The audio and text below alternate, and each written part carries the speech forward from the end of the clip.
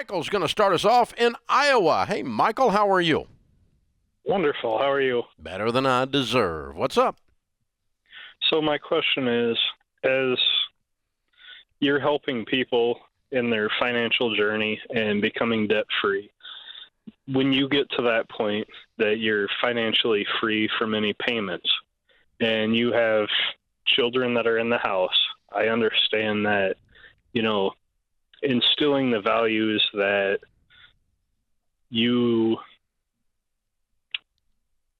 don't use debt in your everyday life. And, when you get to that point and you're still having, younger kids at home, how did you do it with your children? So that way, as they moved out of the house, they weren't feeling entitled or, mom and dad have money, so, I can basically use It's a great question. what they have. Yeah. So how do you keep becoming wealthy and it screwing up your kids? Exactly. Yeah. Like Entitlement is arrogance. Mm-hmm. It's I'm due something that I didn't earn. Okay? Correct. You can fix that with kids regardless of the amount of money in your house. Okay? So Ramsey kids growing up were entitlement was not something we allowed, and self-centeredness was not something we allowed, and they're very similar. Mm-hmm. So a couple of things we did, and I'm going to send you a copy of the #1 bestseller Rachel and I did together called Smart Money, Smart Kids. And so there's a couple of items. Let's start with a very philosophical, highbrow thing. Contentment is almost never around entitled people. Contentment comes from gratitude. I'm thankful. Lord, thank you for what I have, and it helps you to be content in what you have. And so our children, it was not an option. We trained them in their gratitude muscle. Thank you. Please.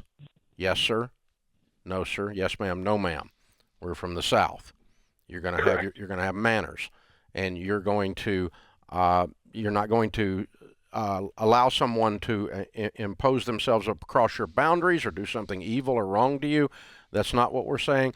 But thank you, I'm sorry, verbal generosity sets the table for the rest of this discussion. And then the rest of the discussion, and it's all age appropriate, okay? But it does melt a grandpa's heart when my 2-year-old or 3-year-old that's barely talking is, thank you, Papa. Or maybe you can't even, maybe it wasn't even enunciated that well, right? Mm-hmm. Some baby talk version, right? But thank you, Papa. It changes my whole life when that happens, right? When I watch that, because that's gratitude, and gratitude is what's missing in entitled people. And so, once you do that, then we taught our kids to do 4 basic things in the money thing that were character issues. We built their muscle age appropriately. #1, they learned to work. You don't have an option if you're a Ramsey, you're going to work. Now, we didn't send 3-year-olds to the salt mines. Okay, it's age appropriate. But when you're 16 and you're exhausted because you've been in the backyard with your old man cutting trees or cleaning the furniture or whatever all day long, oh, cry me a river. Your butt's going to be out there in the sun sweating like your old man doing this stuff. Work. Physical labor is good. Work that is mental, that you're mentally and emotionally exhausted when you're through with. There is dignity in work. There is no dignity in sloth. And so age appropriately, intensity increasing with age, you had to work if you're a Ramsey, because that's where money comes from. It doesn't come from the government. I'm sorry, Joe Biden, it doesn't come from you. I'm sorry, Donald Trump, it doesn't come from you. None of you have ever sent me any money, except some of you sent some of my money back to me.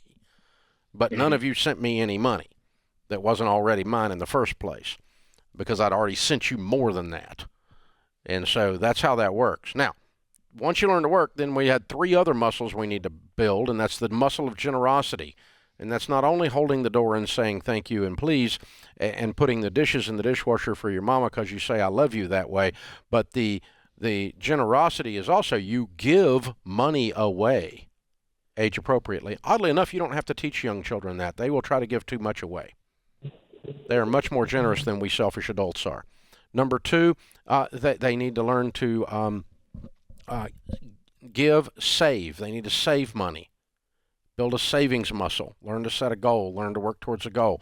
And then number three, spend. Wise spending. And people that can do all four of those things when they leave home at 18 don't ever move back into your basement. They work, they save, they give, they spend, they're grateful, they say please and thank you, and they mean it, and they know the axis of the world does not run through the top of their entitled little head. And they don't end up becoming activists. They actually get a job and produce something for the culture. Right. I would just add one thing, Michael, and I'm in the middle of it right now with 3 teens.